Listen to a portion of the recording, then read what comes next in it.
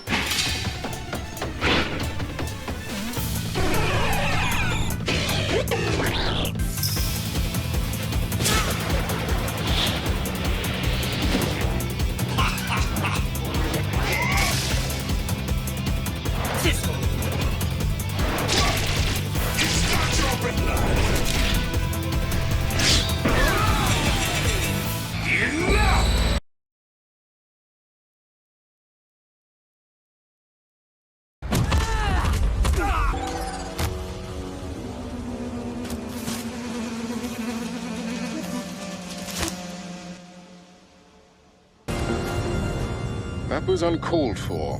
The way you treated Miss Canary, quite rude.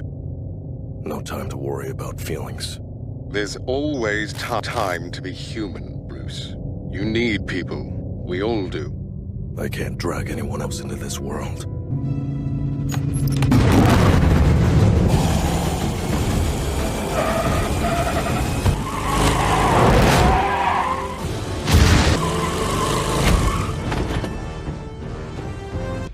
It's here.